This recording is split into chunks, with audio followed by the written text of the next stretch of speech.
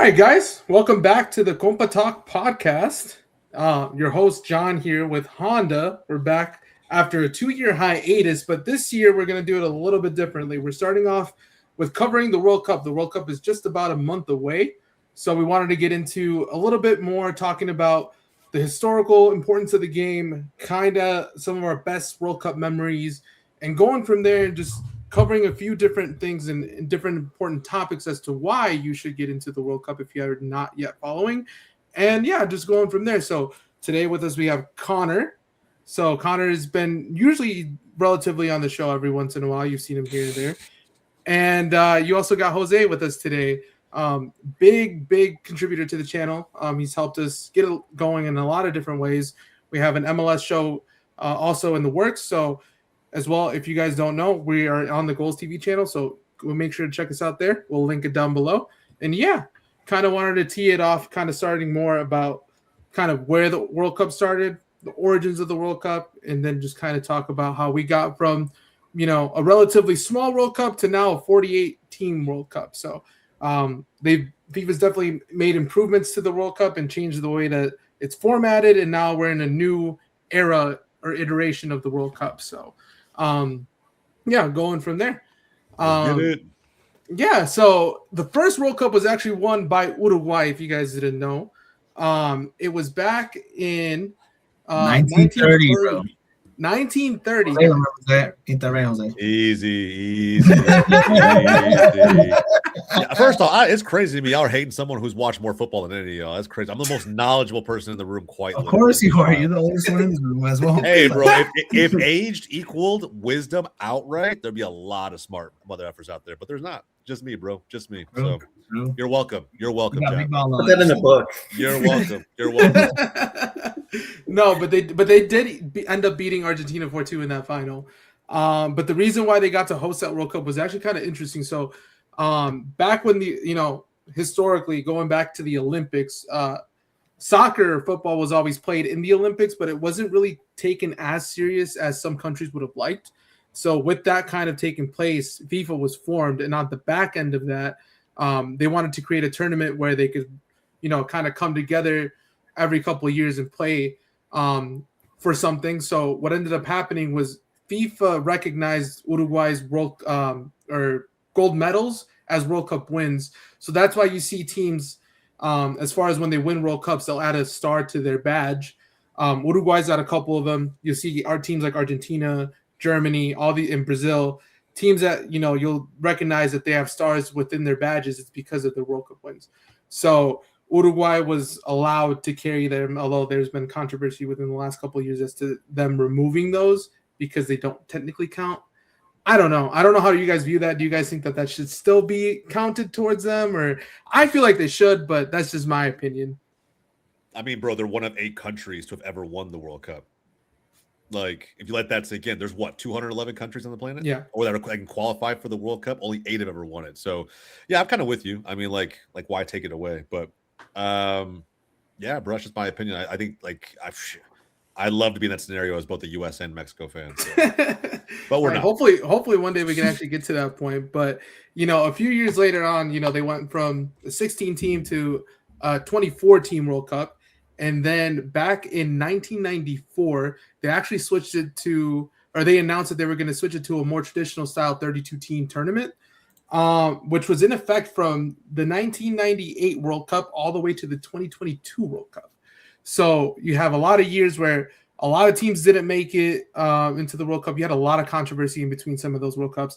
The U.S. actually ended up missing out in 2018. So that was a big World Cup that they had a streak going back from, I think, from that 98 or 96 World Cup all the way up to 2018 without missing a World Cup. So them taking a World Cup off really hindered their record there with how many World Cup attendances that they've had. But, now we're talking about that was, I guess I would call a modern age of football. But now we're going into this new era where we have 48 teams in the World Cup. So I kind of wanted to get you guys' opinion now, us having a couple of years to kind of sit on it. We've seen qualifiers now. Where do you guys think this 48-team World Cup can go into, and how do you guys feel about the whole new format? I mean, I won't speak on anybody else's behalf, but I'll say that from my perspective, bro, it's good and bad, right? If you think about it, good because when else are we going to see teams like Haiti make it into the World Cup, right? It's true. Like, let's be honest. Like, and again, if any Haitians out there, guys, I'm not trying to dunk on you. I promise. It is legitimately like, hey, when are we going to see these types of countries make it in? But at the same time, it just kind of feels like a cash grab, like just a little bit, like. And granted, the World Cup has become that under Infantino. I think we can all kind of agree to that to some extent. But at the end of the day, I choose to be an optimist. It is, to me, more good than bad. And bro, if we get upsets from this, like major upsets from some of these smaller countries who typically don't get in, this is the wave, bro. This is the wave. I can't even knock it. Yeah, I was gonna say I feel like this is also gonna contribute. I think participation from some of these smaller nations in the World Cup is also gonna help the game not only grow in those domestic leagues, but it's also going to increase the quality of football that we see. Maybe not current to today, because some of these countries are also developing, and a lot of the money that they're going to get from participating in the World Cup too, to kind of help infrastructure, development of the youth national teams within them in those countries. I think that'll be impactful. Maybe we won't see that now, but later down the line, you're going to start seeing some of these teams that have taken it, that are participating today, that might actually end up being a little bit more of dark horses, and maybe some of them even turning into powerhouses later down the line because of the opportunities that they have now with the World Cup being expanded. Shout out Curacao. Shout out Curacao. That is true. Like you see some of these, like I mean, in it goes even back to like when they extended it to 32 teams. There was a lot of countries that were first time participants that have become mainstays. You talk about teams like Japan. Japan's first participation came in 1998. So, and they've been a big, staple to the game since then. That was their first World Cup. And you talk about, even this year, them potentially doing some great things in this World Cup. So when you look at some, like historically, when the World Cup has grown in number of teams, you do see that some of these countries actually get better, given the time that they've spent, within the tournament. So that is also like something to look for. But kind of just jumping from here, I wanted to cover a little bit more about specific moments that, we remember as fans that can kind of show you why we got into, watching the World Cup, and some of our just favorite moments from some of these World Cups. So I'll let Jose start since he's the elder statesman in the room, and he can kind of talk to you guys about those World Cups in the 1990s and stuff. So yeah, bro. So that way, you guys have to go to TikTok to try and learn about how it all worked. No, I'm gonna say my favorite memory, bro. Okay, so the one that got me into it was, and you guys don't remember this tournament at all, and I barely remember some of it, but I'll be honest, because the games were in the middle of the night. But the 02 World Cup, man. The biggest memory I have of that, and again, I was born into football, so I don't expect many Americans to hear this and be like, "Oh, that's a crazy memory." But my dad was such a diehard, bro. Us being Barca fans all the way through. When a World Cup came around, like he didn't miss anything. He didn't miss matches. So I remember in the 02 World Cup final. Well, I remember watching a few games throughout the tournament, and it was my first like international experience. So I didn't know quite as much about who was playing, who to look out for, anything along those lines. But I remember the final being such a big deal. I remember the night before at dinner, my dad was like, he was kind of like my mom didn't want me to get up in the middle of the night to watch any games. So he was kind of giving me like a nudge, wink, wink scenario, like, hey, go to bed early. Don't worry about it. I didn't really know what he meant. I was like, bro, I was like an 02, what was I, like 8, 9 years old? So like I remember though going to bed and him kind of just not telling me, but giving me subtle hints here and there. And then just getting a rude awakening at like 3 in the morning. Like, hurry up, get up and be quiet. Your mom's sleeping. I'm like, all right, cool. I don't know what we're doing, but let's go do it. And we just turns the game on. And I remember thinking, like, as a kid, you guys remember staying up late as a kid, bro? Just like, hey, my dad's getting me up at 3 in the morning. I get to watch football. My mom isn't around telling me to stop watching games and go clean up or do something meaningful around the house.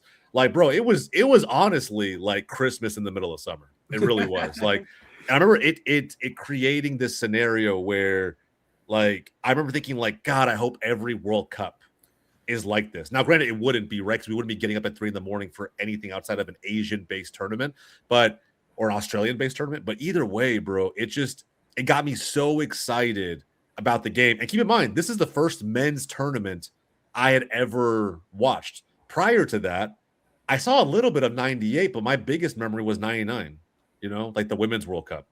It was watching that. I remember watching the PK shootout. I remember seeing the stadiums filled thinking, bro, I can't wait for a men's tournament to come, a men's World Cup to come to the United States. We had to wait 30 years. But, bro, the 02 World Cup was life-changing for me. Yeah. And I mean, you talk about that World Cup being held in Korea, Japan. So time difference you kind of reference it too, waking up in the middle of the night. A lot of these matches here in the US would get replayed the next day. So and back in the day, we didn't have the ability to, scroll on your phone real quick, get the result. So a lot of people were watching this World Cup, later on after it already happened. Brother, so you had to go get the paper and hope to God they published that so that you could catch up on like what the scores were for any sport, bro, for literally any sport. And that's the thing that, the beautiful thing that we don't have to deal with today is like, going from having to wait for a result, the next day to 20 minutes, you already have it on your phone, Exactly, bro. Exactly. And keep in mind too, what was also great about that tournament is it felt like the world was right, if that makes sense. Back then, Brazil was Brazil. Yeah.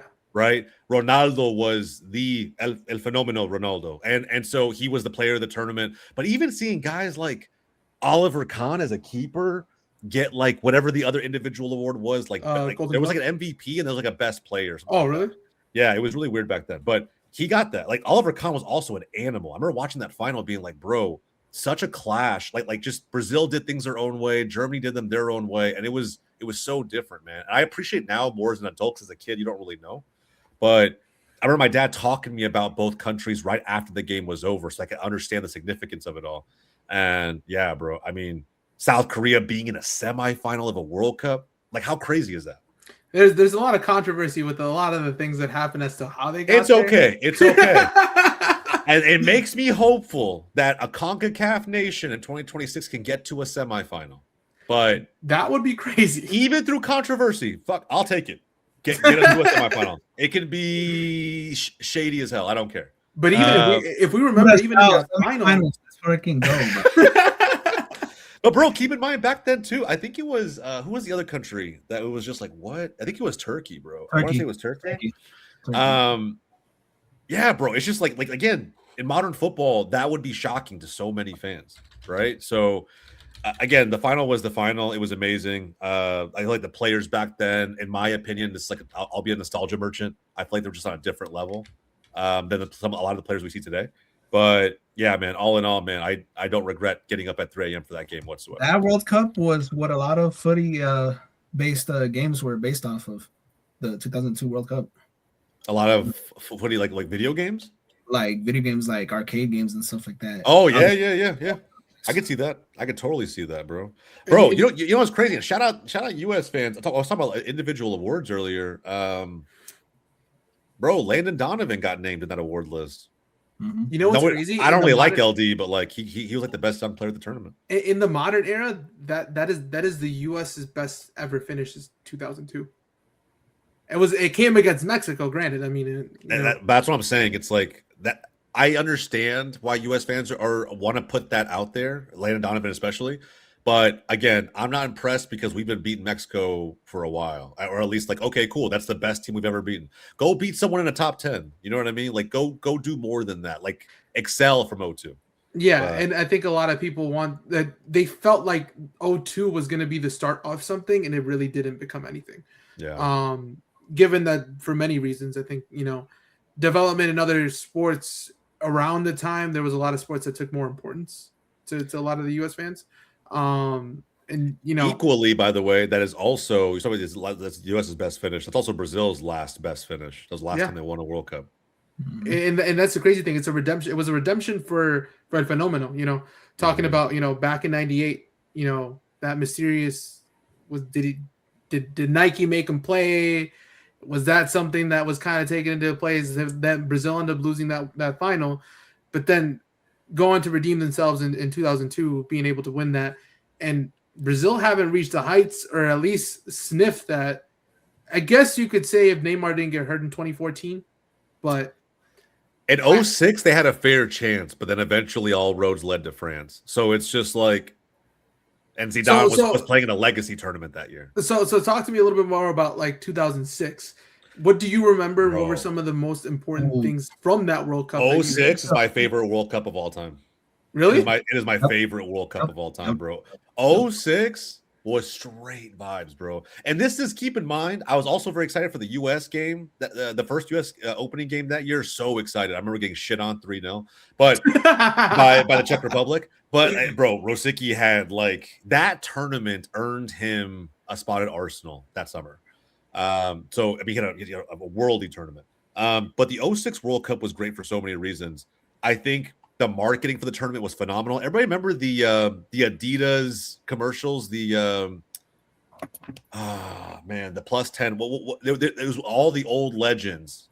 I don't know if you guys remember, but it was literally like 2 Hispanic kids. They were playing just like footy out in the whatever in the dirt fields, and they started playing like captains, pick a team. And as they were picking legends for their team to go out and play, the actual players came out of the woodwork and would play, right? Dude, everybody, Oliver Kahn, Frank Lampard, David Beckham, Zidane, like you name it, right? Cisse, all of them just kind of coming out for a commercial like that. Michael Ballack, dude, the marketing was phenomenal. The tournament itself was amazing. A lot of it due to the fact that, if you guys remember, I don't remember, Honda, what was the ball for the 06 World Cup? It was like white and it wasn't the Jabulani, it was the one before that one. Yes, it was kind of like shaped like this. Yeah. I'll put a picture up on the screen of the ball, but that one, bro, I remember it being the first World Cup ball that was like really, really controversial. And like, because of how this, I remember they talked about it before the first match was even kicked off. It's called the Team Geist, right? Maybe that's what it is, because the Team Geist is Adidas. It sounds super familiar. Yeah, I think it's a Team Geist ball. But I remember like keepers were complaining about it before the tournament even started because of how the ball would move in the air. It had a lot of times 0 spin, so it made it super difficult to track. And you saw some worldy goals because of it. Like it was insane, bro. But all in all, the tournament was phenomenal, regardless of what happened to the U.S. I thought it was going to be the last rendition of Brazil, so I really wanted to pay attention and lock in. And more than anything else, though, my whole family was so locked in for Mexico. I had never seen my dad emotional, at least not super emotional over football. Like every now and then, maybe something, but nothing crazy. I remember us watching Mexico go out to Argentina in the manner in which they did. Like that was the best chance that we had to go into that. Bro, that was La Volpe, right? La Volpe. Yeah. We were better than Argentina in that game, bro. And again, it took Maxi Rodriguez hitting a strike he will never do again in his life if he could try. On his weak foot. But when he took it off the chest and hit it, bro. My dad was yelling the whole game. I had just never seen. He was stunned in silence, and like I swear to God, it's kind of hard to remember, but I think I saw like a tear or two, like just in that moment. He's a big Osvaldo guy. My dad's a massive Osvaldo guy, and to see him get beat like that, it was just like heartbreaking. Bro. That was prime Osvaldo as well too. Like he was the guy, bro. He was the guy, and like seeing that, I mean, I was in fucking tears. I was an 8-year-old seeing Mexico go out, and that bro. And you talk about like even the start of some good, like, so I think the 2006 World Cup you saw that was Ronaldo's first World Cup. CR, yeah, Ronaldo's first World Cup. Him and Figo playing together. Yeah, that's crazy, bro. And you talk about like a lot of the icons that we look at, in today's powerhouse teams in literally almost every group. Now that you talk about it, I don't think you'll ever see a World Cup that is close to or as evenly matched as some of those rosters in 06. Bro, and then think about the final. The final, like Italy and France. Zidane masterclass up until the controversial moment. And that is what it is, bro. I mean, you headbutt somebody, it's always a red card. I don't care who you are. But he had a legacy tournament too. That's what was crazy about it. Is he had a legacy tournament in those shiny ass, bright ass, all gold boots that he had on, and him spearheading Materazzi in the chest with his head. Bro, I didn't see that coming. I don't think anybody saw it coming.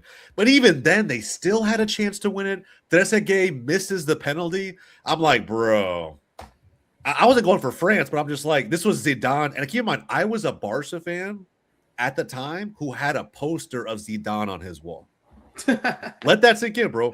I was a Barca fan who had a poster of Zidane on his wall. Zidane, Thierry Henry, Franck Ribéry, Abidal, Patrick Vieira. That's for France. That's just like the quite a few. Bro, even the Italy lineup. Who is the Italy lineup in the final? Zambrotta, Navarro, Materazzi, Grosso, Camoranesi, Gattuso, Pirlo, Perrotta, Totti, Luca Toni. Was that the year Cannavaro won Ballon d'Or? Yes. Yeah. Yes. Bro, I'm telling you, bro, those teams were disgusting, bro. Del Piero, disgusting, bro. So good, man. This is also when Serie A was like peak Serie A. If we remember back that far, it was. Rossi was on the bench. Right? Yes, bro. Piero was on the bench. Like, you know what's crazy? That's Italy's height. It is, bro. But they were on top of the world for everything. Like Serie A was back then. Like kids today just don't get it, bro. I sound boomerish shit saying this. Serie A back then was what the Prem is now. Like. There's the dominant force in Europe. Like no one could really. The Prem was kind of close, but like no one could really touch it. Serie A had everything, bro. The best defenders. It's not like they played a bunch of like beautiful football. They just had serial winners in that league. Milan, Juve, Inter, all just crazy good. Crazy good. I mean, Milan dominated that era. Champions League wise.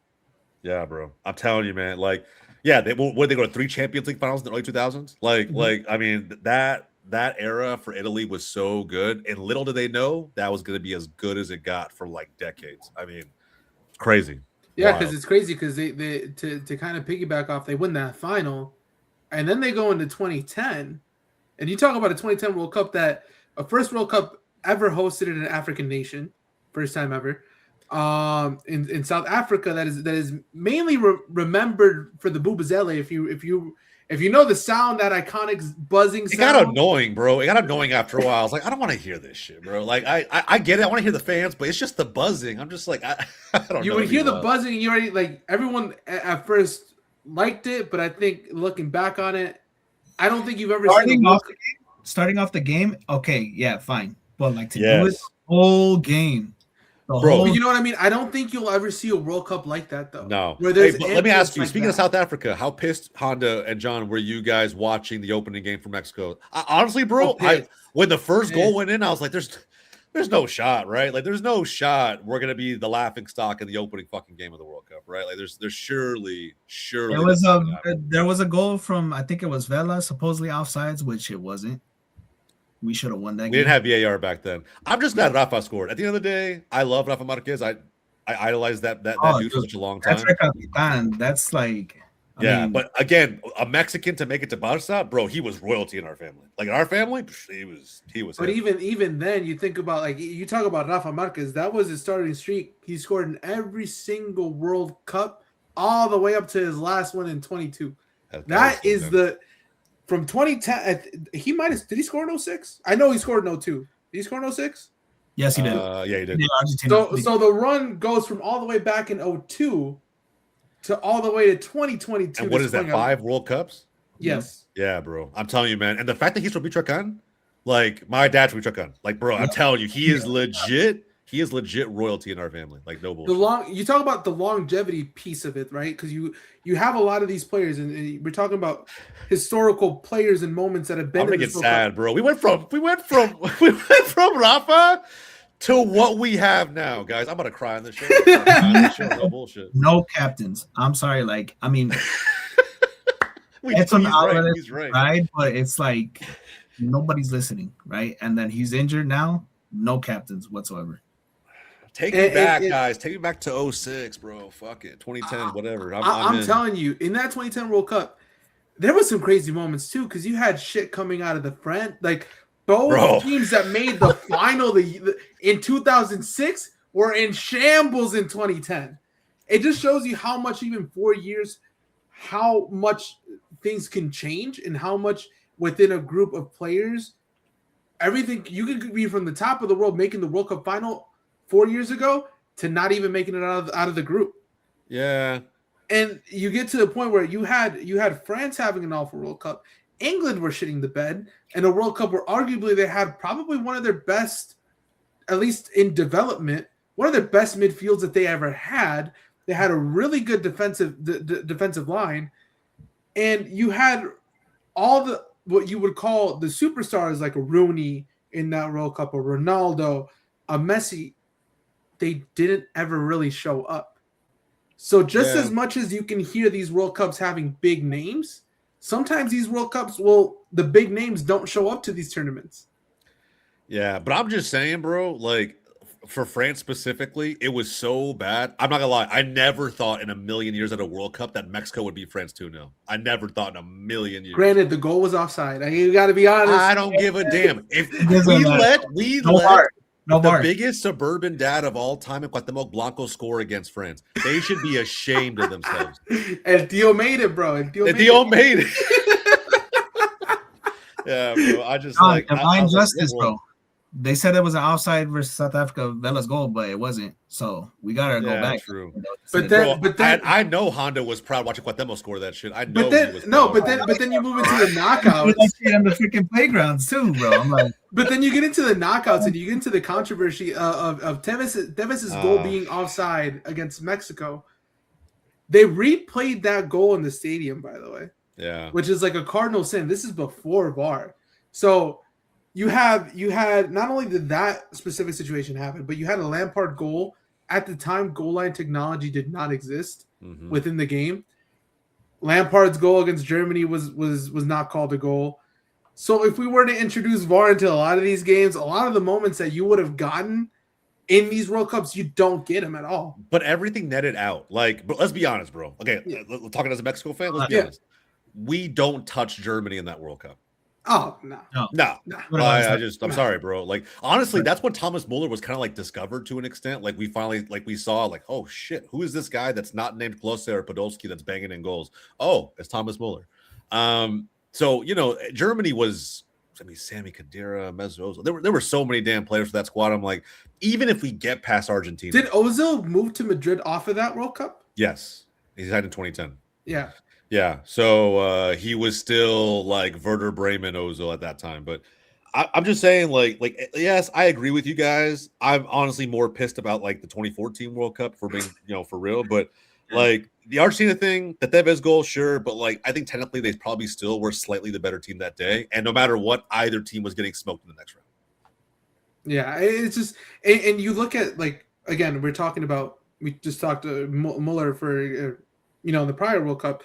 To also like even Ozil in these, the World Cup grants a lot of opportunities for a lot of young players to make big moves into other clubs. Yeah, you've seen a lot of I guess the prime example of this, and I'll say this because in the 2014 World Cup, I think is when he boomed.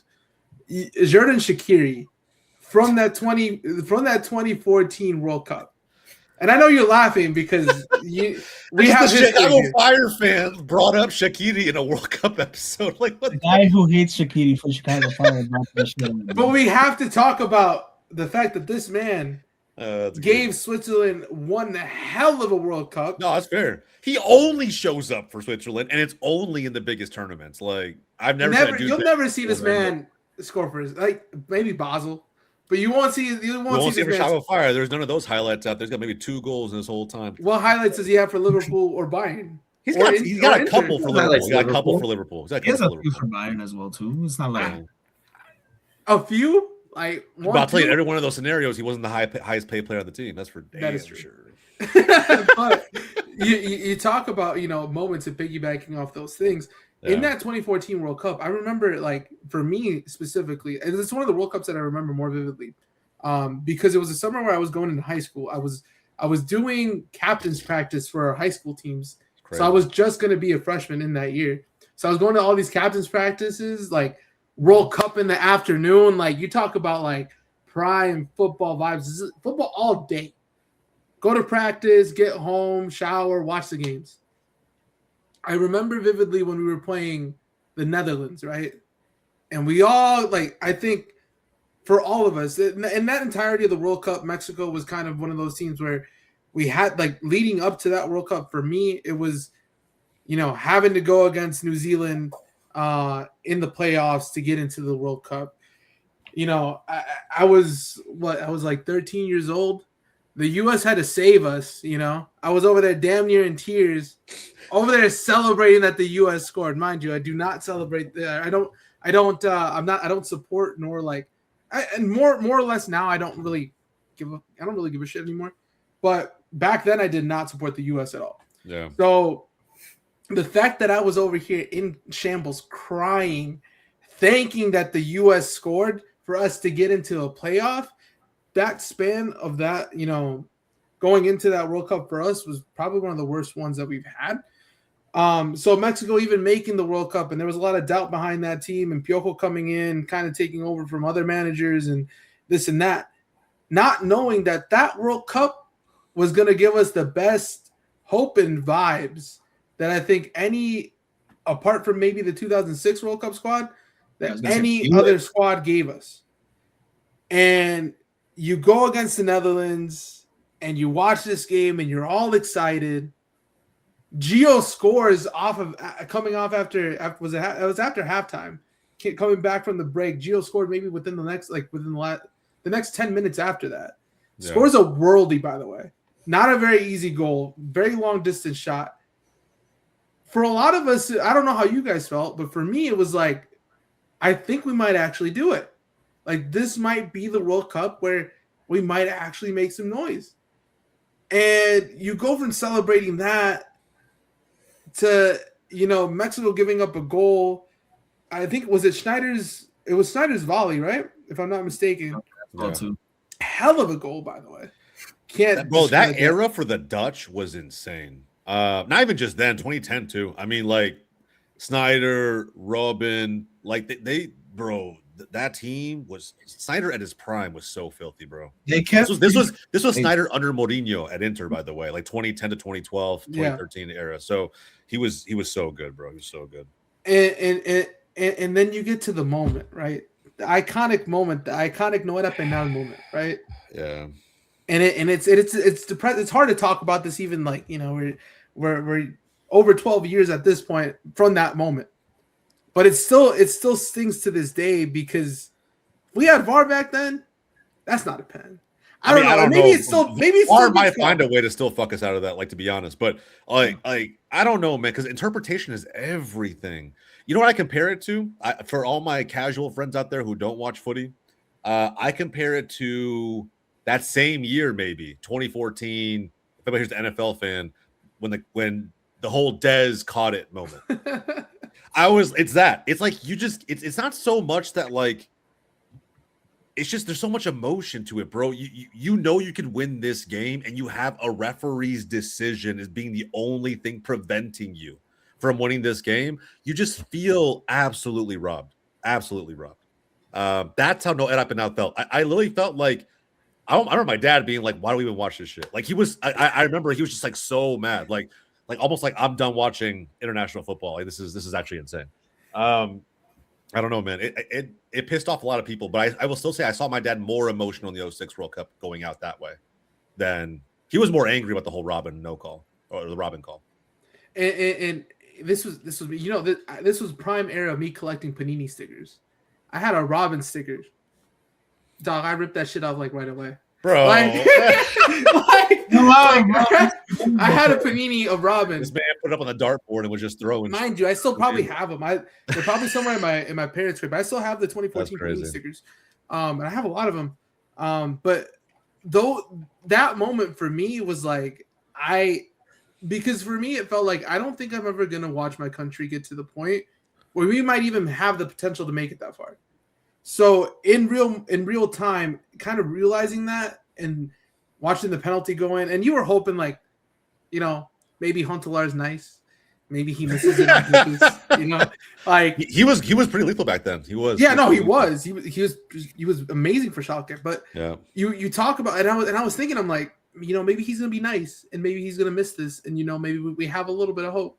Yeah, and, you know, it was kind of killing. But, you know, I talk about that moment, but then I think, Connor, correct me if I'm wrong, but was this one of the World Cups that you first remember as an Argentina fan, kind of watching Very little. So I was 9. Okay. So like, What actually, I was technically 8 because this was the summer. What a child. But, I was still in the first place I ever lived in, and I remember catching some of these games on the TV. But I remember really revisiting it a few years later, like 2 years before, like 2016, around then, because I really got into like USA and Argentina through the Copa America in the United States. I know it was wonderful. Anyway, but yeah, I watched some of that. I remember, I remember the moment. So yeah, that final was kind of brutal. That was Messi's first final, first crack in. This is prime Messi, because I could argue 22. That wasn't really prime. I think that was like end. Yeah. No, I say the prime, as the Barca fan here. The Messi at his peak powers started in like 2009, 2010, and lasted until like 2017, 2018. Like 2019, he was still good, but he wasn't like peak Messi. When he won, because keep in mind, after he was on a fucking revenge tour after they lost that World Cup. Was it what he won the Champions League the year afterward? What was it where he broke the calendar year amount of goals? Was that 20? No, that was 2012. That's what I'm saying. That was like peak Messi. So that was the year. That was right after he won the Champions League with David Villa and Pedro. Where did Argentina finish in 2010? They lost to Germany. Smoked, right? They lost to Germany, and then 2014 they go on and make the final. It's like when those moments happen for Messi, he just goes on this. Could you imagine if Argentina hadn't won the 2022 World Cup? I feel like, bro, Dude might have left MLS, bro. Dude might have left MLS. Be like, fuck, I'm going to Europe and go win something. Like, it's like he has this. I think him and Ronaldo are closer to each other than most people think, because they're just like elite level competitors. I think it's like they have to make up for it somehow, Like, I don't know. I just think that was his first proper crack in one of the two that you would say that in their prime. I still blame Higuain for that shit, though. I don't care. Higuain, you have blood on your hands, brother. I'll never forgive that man. He legitimately. We could be sitting here talking about how Messi has 2 World Cups and Ronaldo has 0. Yeah. But we all know the infamous moment where Götze comes onto the world stage, comes off at the bench. It was a great hit. Great goal, by the way. Great hit. And honestly, I thought, to be honest, bro, I thought going into that extra time, I thought Argentina was somewhat lucky. Like, Germany was the better team. Like, just across majority of the field, and they were the better team. You could argue that's prime Neuer. Like, 100%. 100%. Bro, he was in a Champions League semifinal with Schalke like a few years before that. Like, I was like, bro, Schalke was in a Champions League semifinal because this man was just saving them more than Kalina saved Charlotte FC, bro. Like, it was insane. Like, I was so mad that he was going to United. Like, you know how, remember, it was all rumored and already kind of sealed up before, like, they were talking about it before he went to Bayern. I was thinking he was going to go to United. And I was like, bro, if this happens, I'm gonna be. Imagine the change of history with that. Imagine United would have had him instead of De Gea. Like, more Premier League titles, I'm sure. Probably. I mean, that's kind of a shot. De Gea itself, bro. But De Gea was also very, very good as well. So. It's a tough argument to have. Like, who wouldn't want Neuer, right? But like, but that's playing out the back Neuer. You know what I mean? Like that. Neuer, and he was prime sweeper keeper for Germany back then too. He was prime sweeper keeper. You talk about the evolution of goalkeepers. Neuer was probably the one that was more Main Street towards the sweeper keeper in the development. Now you see goalkeepers. Now they have to play with their feet. If they don't play with their feet, they're. Bro, speaking of keepers, Memo Ochoa was on some different gravy that tournament. Exactly. Bro, you know what's crazy, man? Just think. That's why we don't like bringing this shit up. If we hadn't lost to the Dutch, because I'm wearing a Dutch kit right now. If we hadn't lost to the Dutch, we would have gotten Costa Rica in the next round. Yeah. Won that game. Yeah. And I think Argentina's attack was good. I still think we could have gone after him. I still think we could have gotten like a counter, a transition, gone after him, bro. Their defense was so mid back then. So mid. Like, they didn't really have anyone in the defense that Mexico is playing for vibes at that point. But that's when Mexico's at its best, bro. When they're just out there like just having a good time. Argentina. Think about the Croatia game in itself. The Croatians were talking about, this is easy, it's a walkover. They got dunked on. I don't blame them for thinking that, because like Honda said, Mexico's always just kind of been like, when there's no pressure on the country to perform, it's like, and there's no expectation, I don't know, they play more free, and so I don't know, we could have, but no matter what, let's say we got stopped at the semifinal. Could you imagine, bro? Like the pre-game of Mexico being in a semifinal against Argentina after 2006, bro, I'd have been locked in. Like it would have been insane, man. And the 2014 World Cup, even if we would have lost to Argentina, right? We had a weakened Brazil squad. We could have gotten that third place. Yeah. That Brazil squad was, I'm sorry, respect. Yeah, their best striker was like who? Luis Fabiano or some shit? Like, yes. Yeah. I mean, I granted, yeah, Fred. Joe, Fred, Luis Wagner Love. Remember Wagner Love? Yeah. Love. I'm telling you, like Ronaldo's what I'm saying. We talk about Brazil's epidemic of not having a striker. I think this is where it starts. This is where it started. This is where it started. Random names that you recognize, but they're all first names. You're like, damn, I never heard of Fred before. Let's get it, bro. But genuinely, like as we talk about this, I'm kind of realizing this now. Like, you talk about Brazil's downfall, and like, I think Brazil hosting this tournament, it was vibes. It was vibes for them because Neymar carried the fuck out of that team. You saw when Neymar went down, that it seemed like everyone in Brazil and the whole vibes of the country just kind of dissipated, and everything was just kind of gone. And then you had a solid center back duo and David Luiz and Thiago Silva, like helping in the back. Prime Thiago Silva, by the way, and like you talk about, even, I mean, years later he was still able to do it, won a Champions League with Chelsea and everything, right? But I will argue there was a different version of a prime Thiago Silva in his latter years with Chelsea, but back then he was very much revered as one of the best center backs in the world. Oh, for sure.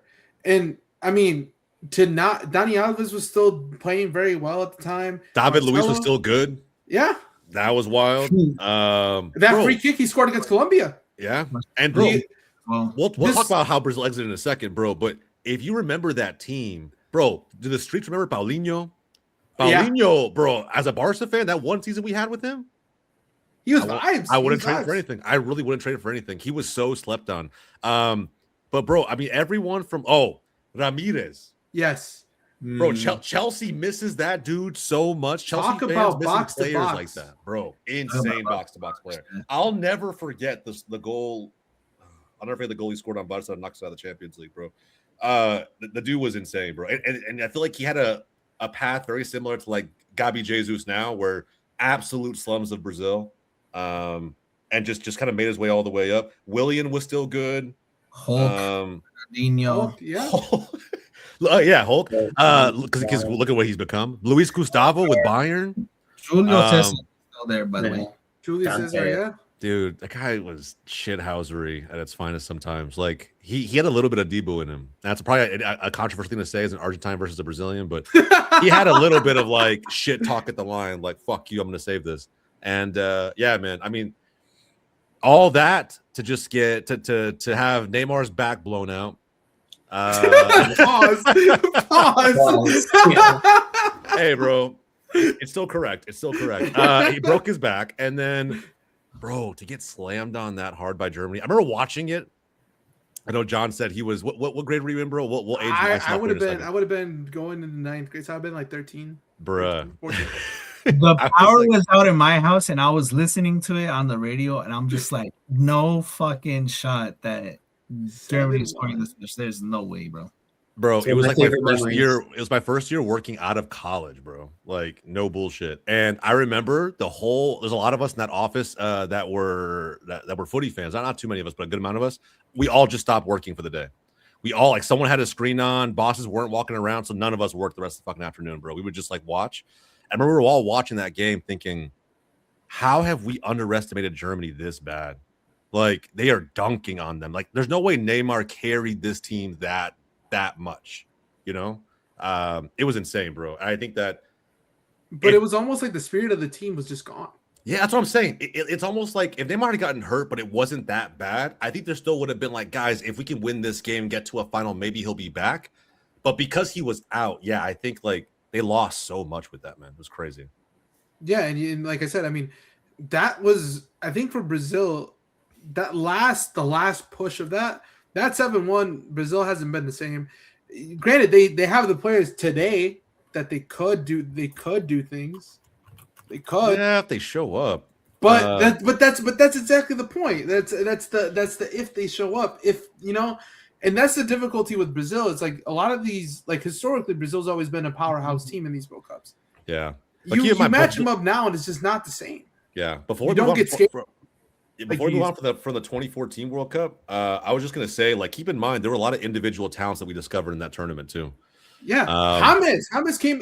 Bro, he got a Real Madrid move from his play with Colombia in that tournament. Most overrated player of all time, by the way. Well, bro, it wasn't just that. He got moves to Bayern, to the Prem. Like I mean, he shows up in moments. He shows up in moments, Like, I'm not gonna say here. I've never really rated James that much, but like, I'm not gonna sit here and say he had a shit career. He had a decent career. Like people can say whatever they want about his availability now, but yeah, bro, James was kind of the dude to watch back then to an extent. And there's just a lot of talents that come out of these World Cups. Going into like the 2018 World Cup, for me, that's another World Cup that I really remember too, because I was just getting out of high school. It was the first summer, hadn't really gotten I was in transitioning from going to school to actually starting in the workforce. So I was in between finding a job, and I remember the first game, the home opener is against Mexico versus Germany, right? That's our opener. And I was like, it's a Sunday, made the controversial decision, like, let me call in. I'm not going to work. Why the fuck am I going to miss this, right? I knew I was already leaving that job anyway. I ended up getting fired because that was my last call in, but it was totally worth it because I'm like, I'm already leaving anyway, like, it's whatever. So I get booted from the job. I was out for a job for like a month. But I think that was one of the best decisions I ever made because that was the year where Chicharito went on ESPN and was like, why can't we be the team? Why can't we be the Greece of the Euros, in this World Cup? There felt like there was a sense of belief within that squad that they could actually do something. And the first game was just vibes. You score the goal, you beat it. You beat the World Cup winning team from the last World Cup. Now, granted, we didn't know Germany was going to be that bad. Nobody knew because no one knew that before the 2018 World Cup. There was still, for those who don't remember, you're probably too young. The Confederations Cup was still a thing. Exactly. And in 2017, when they played that tournament, Germany sent their entire B team. Their entire you didn't know what to expect. No, bro. Like Timo Werner was bagging crazy amount of goals in a tournament against the top regional winners in the Confederations Cup against senior sides. I'm like, dude, if Germany's winning, and they won it, if they're winning the Confederations Cup a year before the World Cup with their B team, their A team's about to slam our shit. Like they're about to dunk on everybody. And when Chucky Lozano popped up like that, keep in mind, really cool story about that. My buddy was in Russia, a diehard Mexico fan, was in Russia. He said after we won, he has videos on his phone of just the entire fan base in the streets dancing and drinking to La Chona until like 5 a.m. It was like dancing on cars and shit. It was crazy, bro. Crazy. Jeez. Yeah, he said he literally like for 24 hours didn't stop partying. He kind of missed the next day, but it is what it is. Who would have thought that goal was the downfall of Chucky Lozano, bro? Yeah, bro. I mean, Chucky Lozano, in a lot of ways, it was like his come up and his downfall at the same time. Like it kind of was. Like it made him, and then do we think his head just got big? I think his head got big after that moment. I think when he was at Pachuca going up into PSV, which is kind of what led him moving into also the World Cup kind of helped him move that way. But he was already doing big things at Pachuca, so his moment of being the guy that scores the World Cup or the first goal for Mexico in that World Cup, and not only doing that, but also beating Germany on the back end of that was like it was the biggest thing ever because as a Mexico fan, we all expected to get pummeled. I'm hoping for a draw. I'm not thinking, hey, we're gonna go in there and just punch them in the mouth and we're gonna come out with 3 points. No one was expecting that. But just like that, no one was expecting what happened afterwards. Right? Too. This is the first time since the 30s that a World Cup winner didn't make it out of the group stage in the next tournament. And you look at our group, we had Sweden and we had South Korea in that group. Mm-hmm. Realistically, you look at that group prior to, you're like, oh, Germany's making out that group easily. And they just didn't. Yeah. You know, Mexico struggled to capitalize against Sweden, which got us into second place. Honestly, I think if we would have gone first and topped the group, I think we would have made it far. We say that every time though, bro. Yeah, like, but so often. But who did Sweden play? They played Switzerland, right? Yeah. You don't think Mexico could beat that Switzerland team? Here's the thing. But we had to play Brazil. We had to play Brazil in that. Switzerland was tricky, bro. Everyone's like, "Oh yeah, we could have beat that team," but they didn't lose in the group stage. They didn't lose. So he scored a banger on fucking Brazil again, which I mean, a week in Brazil. But if we would have finished first, that means we wouldn't have lost either. You're coming off the back of beating Germany too. Yeah. It's just a completely different World Cup for Mexico. Do you take the opportunity? And again, it's the Swedish were just taller. Set pieces were, I think there were a difficulty for us in that game. Led us to dropping points. Which is so ironic because Sweden conceded one of the greatest free kicks I've seen in a group stage ever. Like Toni Kroos's free kick goal against Sweden, to this day, I have it like burned into my memory. Like it was such the curler on that. It's not even like the angle. So much power. Yeah. There's so much power behind the curl that the way it went up and dropped with that at that angle, I was like, bro, Toni Kroos is insane. This is a crazy free kick. And one of the best midfielders. I would argue one of the best midfielders in the history of the game. Amazing assist by Royce too. Just a little tap. Yeah. I like that. Not anybody could do that. Not anybody could do that. You gotta position the ball, make sure that it's angled right. Just slide it in there. There's a science to it. No, but honestly, like that World Cup, I think you had a Cinderella team in Croatia make the final. Bro, you going back to what you said about Mexico really quick. Like I was with a bunch of Koreans when we lost. And in Seattle, I was in Seattle at the time when I'd moved there for work. Bro, I was at a bar. We're all standing. There's a ton of Koreans, bro. I've never seen someone become like he was already the hero for that nation, but become the hero for so many people in Heung-min Son.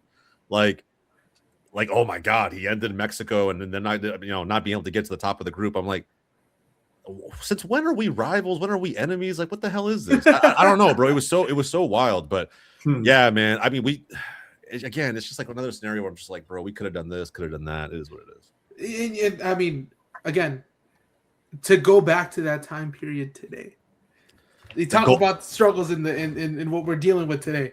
Yeah. And, it would be nice to at least have a sense of stability, I would say. Yeah. But 2018, even on a club level for me, like watching those players and whatnot, one, for me, it was kind of miserable. Like Mexico didn't get top of the group, got knocked out. US didn't make it.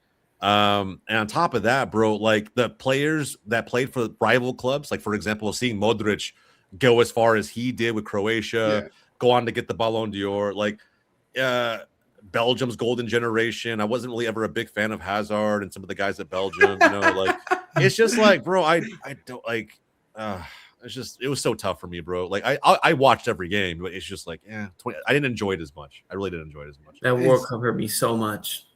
Yeah. Watching Argentina in that World Cup felt like pulling teeth.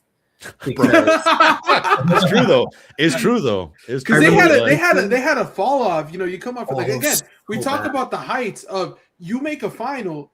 You're probably expected in tip to go far in the next World Cup, and it just doesn't always happen. But, Connor, I'm willing to bet you were going crazy with that goal against Nigeria, though, right? Yeah, I saw it and I went crazy. I was like. Messi most useless player in the world scores such an important goal for your country. It's like because keep in mind, bro, back then, he was so ridiculed for Argentina, bro. He was so like dragged by everybody. So when he scored that goal in a World Cup against Nigeria, I was like, it was coming off of the failures of the two Copa Americas that led him into saying he was retired for Argentina. That, bro. I was so sick of the narrative that like, whoa, he can't be the greatest ever because he can't perform for Argentina. Like, bro, just stop. You guys are going to kick out performing for Argentina. That's not the thing. I mean, I guess it's a clutch factor, but I mean, Higuain fucked those finals up for us. It was like 3 finals fucked up by Gonzalo Higuain.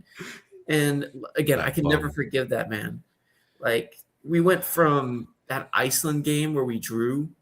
Bro, I forgot about that. And then I forgot there was a point in time where Iceland was actually kind of decent. I mean, again, another team that's the sum of its parts are greater than the actual players, but yeah. Yeah, and then we're in a situation where we might not go through in the group. Or I surprisingly remember the whole Maradona bit where he was going insane in the stands. We scored that goal, and then we got the next round against France, and oh my god, like that game was so crazy. But going into it, I knew we weren't going to win. When you struggle to beat Iceland and Nigeria, you know you're not going to beat France. Yeah, but you couldn't say that in a knockout game. Like I didn't go in thinking Argentina was going to win, but I remember watching that game at the bar, and I remember thinking, like, it literally took worldies on both sides to get to where we were. And bro, Pavard is never going to do that shit again in his life. I was just going to mention that moment. Never going to do that again in his life. That was...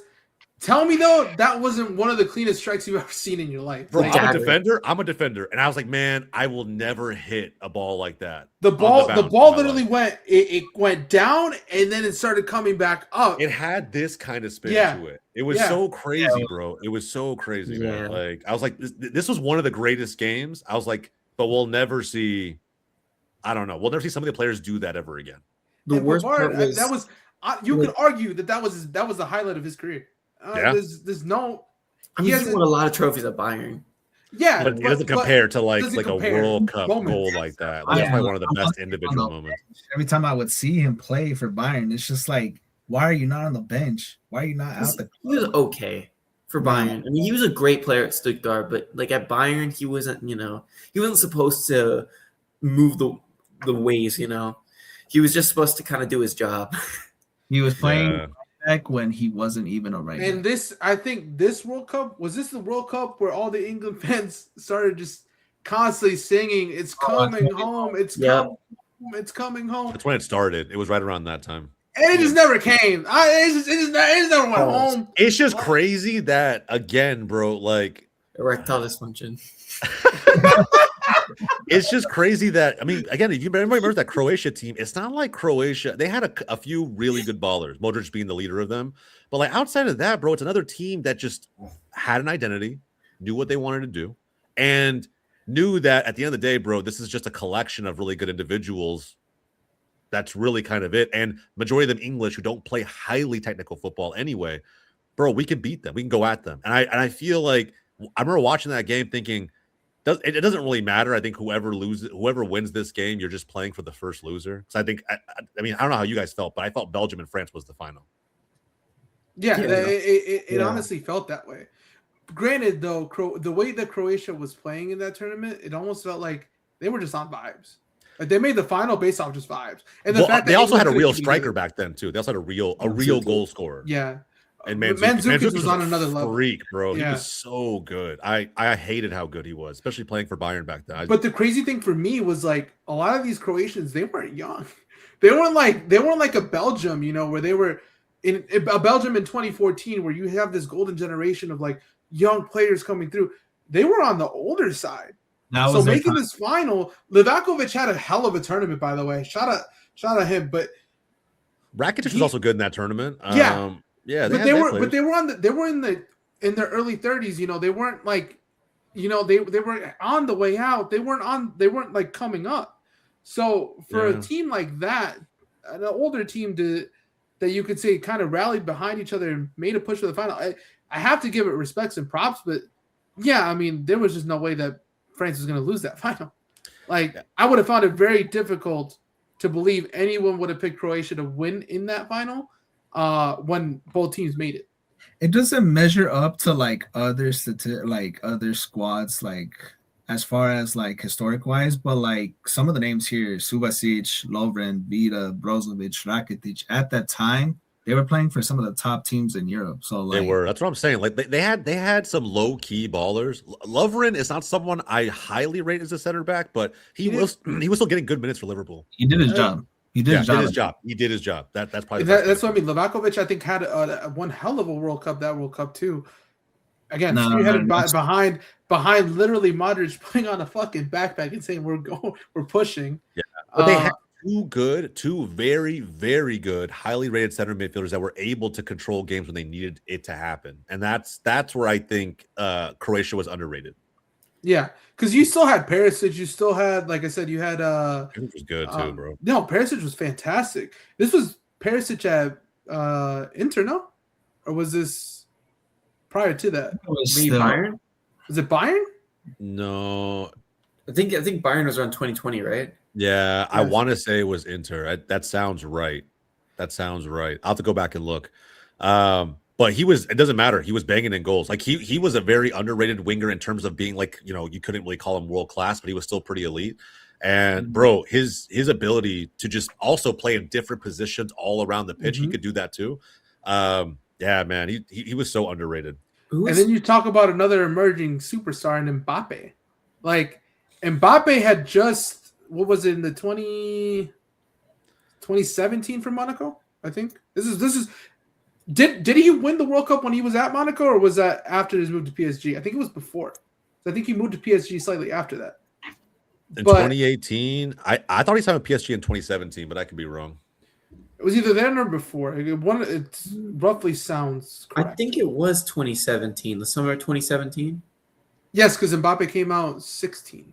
I just remember his FIFA 18 card. Yeah, for PSG. 2017. He was on loan No. to PSG, and then they bought him permanently. And It was a loan to buy. Arguably the same shit. And became a permanent 180 million pound deal. That's crazy. Or euro for a very young kid at the time, and now we think about Madrid fans wanting him out. I think he was carried. That's just me. I personally believe he does. Griezmann was the engine of that. Yeah, no, I truly believe Griezmann was the engine of that. I think it's probably a hot take. I think Pogba was the engine to that. No, not a hot take. Actually, I mean, look. Yes, I would agree. I think they had Uh-huh. contributing pieces though, and everyone could realistically fulfill their role because you had Griezmann just in behind. You had Conte cleaning up that fucking that whole midfield, doing his job, just running around everywhere as an engine. And you have Pogba being able to, Pogba for France. And I don't think this is a hot take. There's Juventus Pogba, and then there's France Pogba, and that's like the height of Pogba's No, career. I think you're underrating Juve Pogba. Juve Pogba. No, that's what I meant. I meant Juve Pogba and France Pogba. I think to that level, I think they're both like here. Oh, okay. There's no Pogba that's ever no other iteration of Pogba has gotten to that point. Gotcha. That's fair. Yeah. I think, like you said, Conte cleans up the midfield. It gave Pogba time and room. And if you look at, I'm sure Connor remembers this, bro. If you look at both the Mbappe goals that he scored against Argentina, I think the first one was legitimately a straight sprint. Like he got the ball and it came off of a pass from Pogba. And he just carries with his speed all the way through. Second one came over the top. And like I just feel like Pogba had this unique ability to always find him. Like just wherever you are, bro, I got you. He's so technical that he can hit him wherever he wasn't on the field.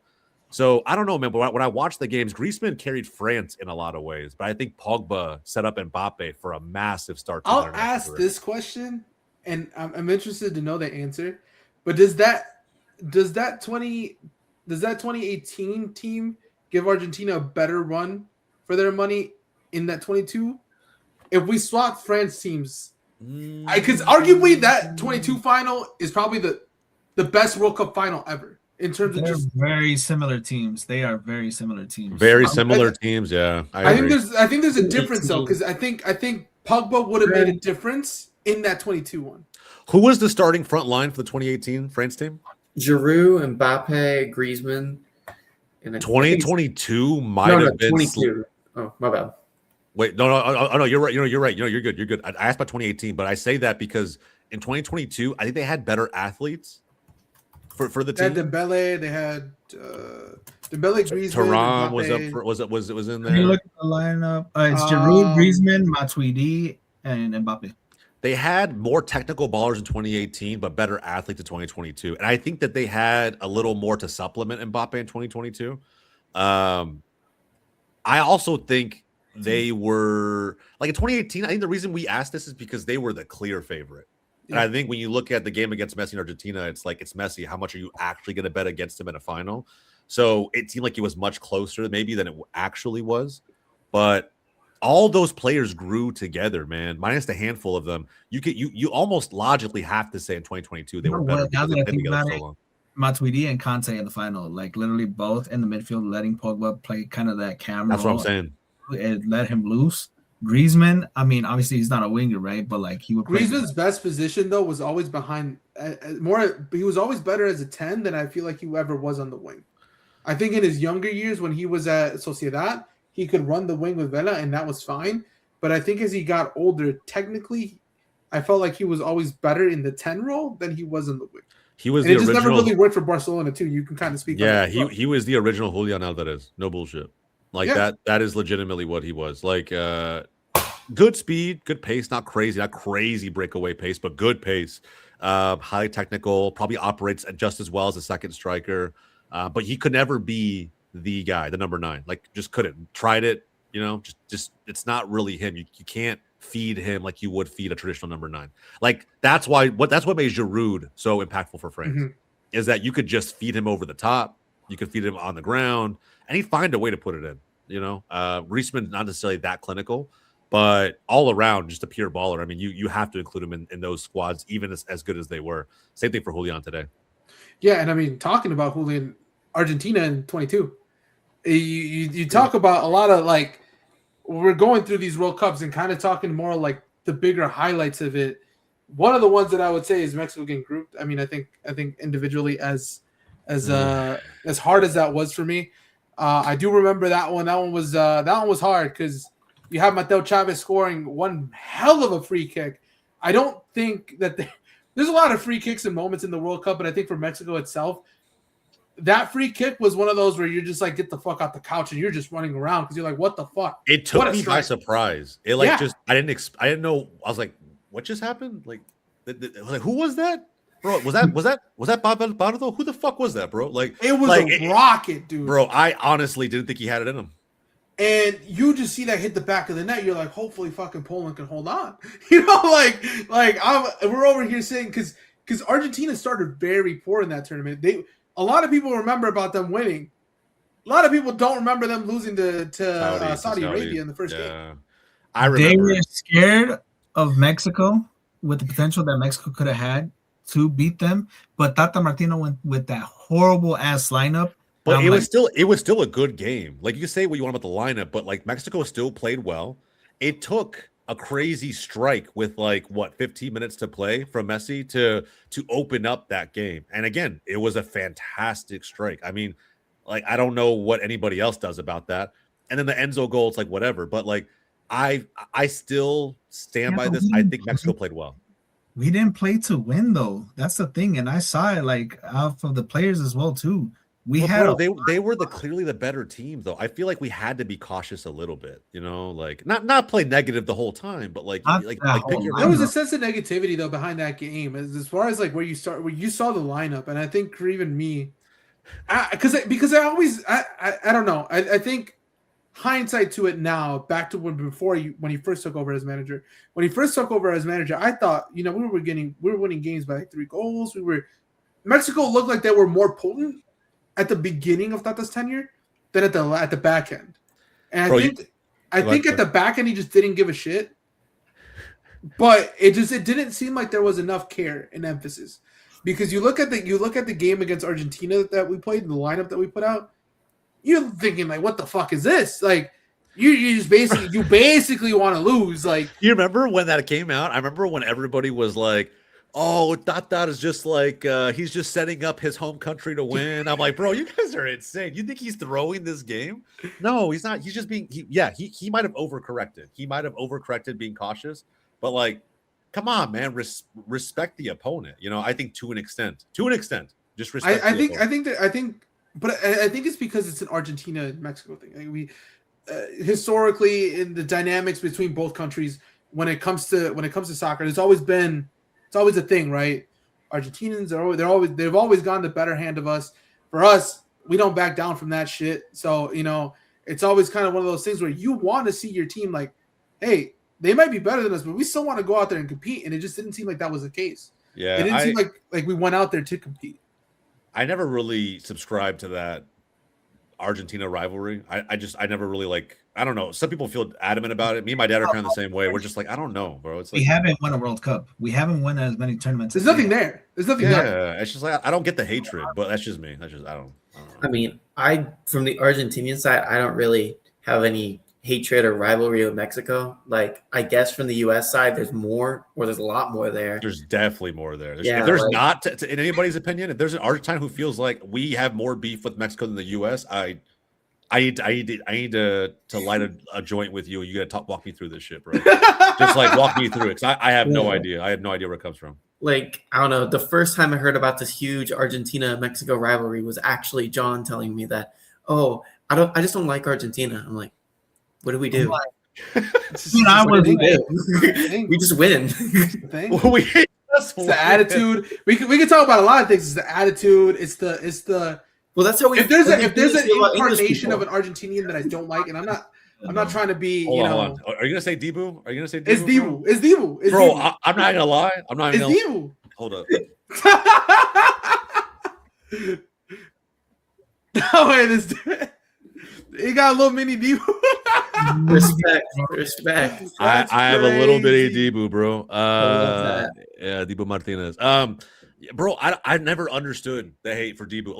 My buddy Andre, who went to Moscow to watch Mexico play, he hates Dibu Martinez. He calls him classless, all this other shit. I'm like, bro, let me ask you this, John. Do you feel that way? Do you feel like he's just like only a shit house and nothing else? It's just the shit housery that like I don't. Do you hold Jamie Vardy to the same standard? Do you hold Jamie Vardy to the same standard? Because that's Jamie Vardy in the nutshell, bro. I can't. That's what I'm saying, bro. If that's it, then you got to be consistent with every other shit house out there. Because I just think it's part Jamie of Vardy's vibes though. Like he ain't like, bro. What? Like I don't know. That's a whole conversation for another day. But that's like Jamie Vardy's vibes. Like the way Zaha acts when he plays. Like I've seen a lot of Palace games. Zaha's a bit of a POS, you know. So when you watch him and you say, "Oh, he's a scumbag," all this shit. You think Dibu the same way? He just looks I just didn't like the whole trophy. Vardy's a great comparison. The whole thing, you know. Like, I think the mind games that he plays when he's like at a penalty, like in a penalty shootout. Like, I think for me, that was vividly. That was the first time I've seen a goalkeeper, because Nahuel does it too, and I fucking hate Nahuel for it too. And he's also Argentinian, so like, it's just, where is this rivalry, bro? It's just, I think it's just mind games, bro. It's just like mind games. Like, if I can do all of this and it gets in your head, it's easy. It's easy, bro. Like, and granted, I was the same way as a player, so I can't really talk a lot of shit. But like, I don't know, man. I think it's just, if I can do this and get away with it, I will. And for penalties, especially, like, there's already a 75% chance you're gonna concede a goal. So you might as well do what you can to get as little bit of an edge as possible. Yeah, just mess with them, bro. And then the trophy afterward, I'm not gonna lie, I laughed so hard, but it's like, it's just like almost like a, you know what? I'm gonna put the picture up, by the way. You know what I mean? Like, hold that. Everybody who thought that Frank's gonna walk all over us today, like, bro, everyone who thought Messi couldn't win it, like, hold that, bro. Like, I don't know. To me, it's what it was. Like, it was just everybody right here, grab it, reach for it, go ahead, I dare you. Like, I don't know, man. Like, I respect it. I think as long as you can back it up, as long as you're not just a serial trash talker while being the worst player on your team, as long as you can back it up, I'm here for it. The player in that tournament we should have had an agenda on is the other Martinez. You know what I'm talking about, Connor. Hey, yo, hey, let's get into this debate because a lot of like I want to open the floor. Why do you not rate Lautaro Martinez, Jose? I let the people know, because this is a conversation we had off air. But I want you to let people know why you don't rate this man. Because look, if anyone makes a comparison, he's Gyökeres. Straight up. He's Higuain, bro. What you talking about, man? Like, to me, same difference, bro. I mean, like, I won't say the reason I don't say Higuain is because, like, I'm not gonna say Lata would cost his country like that. But because he won us a Copa America. Fine, bro. But like, at the end of the day, right? If you mind, no individual player wins you a Copa, right? Like, that's international football is like, again, Cuti Romero is a World Cup winning center back. Do you consider him to be world class? Really? Compare him to you think he's a top 3 center back globally? I don't think he's top 3. But no, bro. That's what I'm saying. Like I get it. Fine. He got to clutch moments in a big tournament. The reason I don't rate Lauta is because there's not a ton of consistency. And I always cite this. To me, the biggest strikers in the world, the best ones in the world, want to play for the best teams. They want the biggest moves. They want absolute glory. They're glory hunters. They're the biggest glory hunters out there. And talking about that, this could have been a World Cup where you move on. You move from Inter. You go to other places. You want to go try yourself. If you think about like from the aspect of like what more is there to win? You can go win the Champions League. You can go do. You just won a World Cup. Why not try to achieve? He was linked to Arsenal, to Barcelona, to United, and like he didn't take any of those moves, bro. Like, why not test yourself? I think for Lautaro, the best opportunity he had to really test his ability, go somewhere else, was after the Copa against Colombia. That was a season where he was just off a Champions League final against Manchester City. He had scored a goal to win us the Copa America, and he finished, I think, top scorer in Serie A. He was I'm pretty sure he was one of the top scorers in the Copa. Like, he had an amazing season. Like, there were talks. There were some chit-chats, about Ballon d'Or, Bro, that's all their word. That's all. He's never going to win the Ballon d'Or. He's never going to win a Ballon d'Or. That's why I said little chit-chats. So if he wanted to, go to a higher level, that probably was the best way to kick off it. And just so you know how much I rate Ballon d'Or chit chat, I mean, Scott McTominay finished 15th in last year's Ballon d'Or. So, I mean, you say what you want. Like, at the end of the day, like getting nominated for that award doesn't mean anything to me anymore. It's a popularity contest. But it really is. It really is, bro. And I'm not saying Lauta is a bad player. For me, who's at home, like, dude, this Mexican guy's just a serial hater on an Argentine. I'm not saying he's a bad player. Would I have taken him at like a Barca? Maybe, yeah. I mean, why not? Come off the bench and do something, bro. Like, I'm sure. Why not? But I mean, during those times, of course, like obviously for you guys. Connor, look back all you want. Do you know who was starting for Barcelona at striker back then?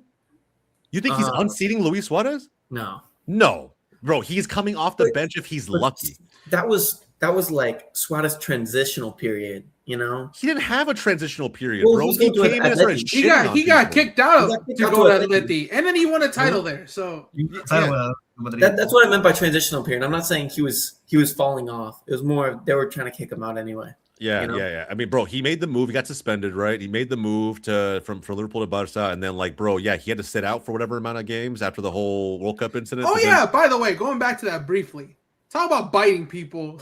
Shout out Suarez in 2014. Shout out Suarez, bro. If you ain't cheating, you ain't trying, bro. That's how I see it. I mean, at the end of the day, you talk about he had moments though. I'm gonna spotlight Suarez for just a quick minute.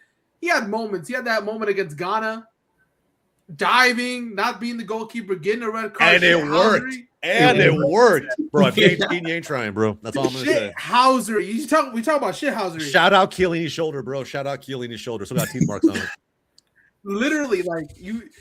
Biting people, doing all this shit, like trying to win things for his country. Yeah. And again, like genuinely, like I think that's one of the players that I'm like, what if Uruguay would have been better? You know what I mean? Like I think Uruguay still had some ballers though. Oh, they did. They had Forlan, they had, but they never really had like a powerhouse behind it. 2010 Forlan was built diff. Who was it that missed for Ghana? A small Gian? It was like Gian was for Ghana. Yeah, bro. So again, like it's another player. Like I said, we talk about big moments, big players, people that have impacted. A lot of these moments come from the World Cup itself. So, in talking about that, obviously Messi won his World Cup. A lot of people touted him to be the world's best player ever, just based off the win. Credit to him. Argentina did one hell of a run to make the final because, like I said, they started very poorly. Made a run, got it all together, and figured it out at the end. And that's all you really got to do to win these tournaments. That's all you really have to do. And on to like more about how that cup started on that rough start. I feel like if you look at Argentina's starting lineup for that like little while, we were starting with Leandro Paredes. We started with Lautaro. What World Cup? 22? 22. Yeah. We started with Papu Gomez against Saudi Arabia. We ended up making the change to Julian. We ended up giving Enzo Fernandez more minutes, and I don't think Papu Gomez saw much more of the field for the rest of the tournament. So like, shout out Papu Gomez, by the way, another one that exemplifies if you're not cheating, you ain't trying, bro. That's all I'm gonna say. Another one, bro. Another one. Shout out almost made Argentina get stripped from that title, by the way. I know, that's what I'm saying. Hey, man, you do what you gotta do to win, man. Do what you gotta do to win. That's crazy. Yeah, but there was like after Saudi and after like I think the first and second group game, I was really, really pushing for Julian and Enzo. Like I was so pissed off watching those games and just watching. I think it was poor appearance or performances from DePaul. I thought he was playing pretty poor in the beginning of the group, and then when Alvarez came in and Enzo came in, it just kicked off from there. We looked so good, and I cried genuinely in the Netherlands game when we conceded 2 goals to Wout Weghorst. And honestly, bro, it was the perfect substitute. The perfect substitute. Talking about que miras bobo, like that was the whole moment against the Netherlands. It was I mean, again, we talked about Messi's villain arc in a different show on a different show, right? That could be this could be part of this too, Bro, I'm gonna say I got into the most heated argument that day over again that same friend of mine, Andre, bro, who just a massive Argentina hater. But like I remember getting into a whole argument about how Argentina is just classless and like look kicking the ball at the bench and doing. I'm like, brother, it's a fucking sport, bro. Do you know, like? To me, that's not even that big of a deal. It's a contact sport, right? If you kick the ball, I mean, and somebody wants to charge you, but fuck it, you know what you're doing, right? But it's a knockout game in the World Cup. Do you not expect there to be bad blood, at least to an extent? And with all people forget all the chatter before the game.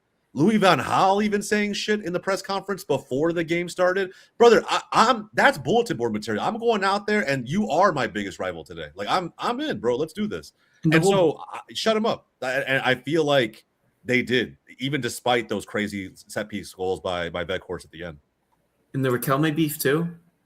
Yeah, bro. It was just so weird. It was so weird, and I just don't see it. I don't see how anybody who was an Argentina hater. They were both doing it, by the way. Like Argentina may have ignited some things, but they were both doing it. But then calling them classless for what? After everything they went through during the game, everyone remembers the picture, right? As soon as the whistle blew, they made the last kick. You see them kind of turn all over at the Netherlands, almost like mocking them. And I'm like, I would do it too. Like I'm sorry, bro. Are you not a competitor? Like, bro, I played to win, and if I can win against some salty dudes on the other side, I'm gonna rub it in. Like I really will. Like I don't know, man. To me, it's just not that big of a deal. I think Argentina won that tournament. Shit beforehand, like for example, bro, Mexico, bro. I mean, the Mexicans clapped back. Come on now. Like after the game, we were like, yeah. Keep talking. Yeah. Come on, bro. That's what I'm saying. Like, it's to me. Do you not think that they take all these games so personally? I would. Like, I'm here to win this, and if it's not, I'm gonna be a sore loser about it. I'll be so for real. I'm gonna be a sore loser about it. So. I don't know, man. Argentina got a lot of unwanted hate or unnecessary hate, I should say, in my opinion. I think it was a lot of the Ronaldo stuff too, because I think people were like, they really felt like Messi's gonna do it. Seeing Ronaldo tear up on the way out, bro, after losing, I'm not gonna lie, bro. I had a little cheers to that afterward. It was good times. It was good times. It was good times. And if people were calling me messed up, like, oh, you're praying for his downfall, I'm like, yeah, so what? Like, so what? I'm a fan. You think he cares what I think, bro? Like, he's not out there like, oh shit, Jose got one over me on getting no, bro. He's never ever thinking that. Like, it's fine. I can hate all I want, bro. It's fine. It's fine. That's so funny. No, but like I said, I mean, Argentina ended up winning that World Cup. A lot of people, in a lot of people's opinions, and I'm interested to get yours. Is this the best World Cup final ever? Is this 22 the best World Cup final ever? I was watching that. I was watching that game from the office of the warehouse I was working at. Like my manager, cool as shit. I said, "It's an easy day today. Let's watch the World Cup final." He said, "All right, bet. Put it on. Log in." I logged in. We're watching it on Peacock, and obviously it was in Spanish. If you were watching the World Cup at the time, all the games on Peacock were in Spanish. Mm-hmm. He's over here like not. My manager doesn't know anything about no World Cup. Doesn't know anything about soccer. He's invested, and I'm like, this is it. I feel like we've unlocked like how to get the casuals to pay attention. Like people that normally don't care, and we'll get into like the reasons as to why people should watch the World Cup in a bit. But people weren't really invested, and you saw like even casuals being like, oh, now I understand. Now I get why this game is so big, why people really enjoy it. So it was nice to kind of get that vindication kind of in real time for me, being like, yeah, this is why I like the sport. And this is the reason why you should be paying attention. And, I think for me, like, honestly, probably the best final I think I've seen even in football in general. Because I don't think there's been a Champions League final that I can remember or anything like that has reached those heights. I don't know about you guys. How do you guys feel about that? One thing I will say is that I died on the inside. Like, I went from all the way high to the lowest of lows throughout that final, going from being 2-0 up, those subs talking shit about the French coach being like, what are you doing? Why are you making these subs? You're not even comfortable with your own team that you put out in the first minute of the game, and then the goals Mbappe scored, and then the extra time experience, and then the penalties. Like, I watched this final with my mom, and she had to go outside. She couldn't handle it because she's got high blood pressure. It was scary. So she went out and walked around, and, I was sitting here watching this final, heart going crazy. And it was so entertaining, but I feel like as a neutral, this was a game that was so exciting both ways. Like, I couldn't appreciate what France was doing in that final because I was so busy crapping on them and rooting for Argentina, Yeah, bro. I was at a bar in New York watching it for the final, and I went with my buddy Andre and my wife. So we got there super early. The bar was 95% Argentine and like 5% French, bro. It was crazy. My buddy Andre's like one of 3 people who were in a France jersey in that bar. And bro, it was insane. It was insane. I will say this, and people are gonna hate on me. I'm sure the Mexicans in chat are gonna hate on me. That's fine. I teared up a little bit that day. I legit did. When Argentina scored those goals, the third goal specifically, I stood up like on the bar. Like, I stood up and was like legitimately like with the Argentines that day. Like, I was so adamantly against Mbappe in France, but I also wanted Messi to win so bad. I wanted him to be validated. Like, if he completes football, nobody can take my GOAT away from me. Like, nobody can do that. He like I just felt that way. So when they won, I had to go outside. Granted, I was way more than a few beers deep. I had to go outside. I was just like, I was out there with other Argentines, bro. I don't even smoke, and they passed around a cigarette. I was like, man, fuck it, let's go. I was in, and I'll send you a video. We were doing predictions before the game. I'll send you the video if you want to add it to this video, John. But yeah, it was me and Andre doing predictions, and I said 3-2 in penalties, I believe. We'll put it up on the screen. You guys can see it for yourself. But it was just crazy how it ended. I teared up at the end. I was visiting New York. I hadn't like walked over. We still went to go sightseeing afterward. I couldn't even concentrate, bro. My mind was so far gone. But yeah, man, I legitimately cried a little bit that day. It was crazy watching Messi finally win it. Even the call, like you watched it on the people that watched it on Peacock, the commentators are Argentinian, so the call comes through. You see Montiel, and you just hear him crying, and like the emotion, because it's like, I'm sure he's watched Argentina. Like, maybe he didn't, maybe he did, but if he had the opportunity to watch Argentina win a World Cup prior to, it still doesn't matter. Your country's winning a World Cup, and that feeling, that like, it's just I don't know how to describe it, because I don't think I'm ever gonna get the opportunity to actually see that. No, I doubt it, bro. I can say it from a club level, because like from a club level, like you experience your club winning stuff, and you're like, God damn, like this, it feels good. And just I can only imagine just on the country level, like you winning a World Cup, how that must feel. Disappointed that I don't think we'll ever get to that point. But no, and granted, I teared up a little bit, and they're not my country. I saw dudes full blown sobbing that day. Like, it was legit. Like, I cried when we got knocked out. I can't even. We got knocked out, and we talk about the emotions of like. No, dude, I saw dudes like immediately as they won, like just go like fall to their knees. They were crying. There were some, the other side of it is there were some that were like immediately 20 shots for whoever wants to come with me at the bar right now. Like, it was insane, bro. And granted, I felt that. Like, if Mexico had won, or if the U.S. had won, everyone in World Cup, I'd probably on some level be like, I'm doing something crazy today. Like, something crazy is going to happen. I don't know what, but I'm doing something crazy today. Like, I feel I can only imagine, like, see how they Mexico, how that would be if Mexico win the World Cup. Fuck me. we might have another man-made earthquake over there. Man-made earthquake, but also a lot of good, a lot of bad. You know, when good things happen, riots happen and shit. Like there'd be a lot of interesting stuff in Mexico. So we're talking about that final again, like being the best. I streamed it live on my Twitch channel as well too, right? That day, and like I had a whole bunch of people just in the Discord call because it was in the Discord call that we were just watching it and stuff like that. I just watched every single part of that game. I'm like, this is the first time we see teams going back and forth from what I remember. It was toe to toe. You talk about the perfect. I guess if I had to describe a perfect game of football to get a casual like involved or wanting to pay attention or see what the hype's about, this is probably a game that I would show, because there's back and forth. There's the atmosphere between both the French and the Argentinian fans in the stands.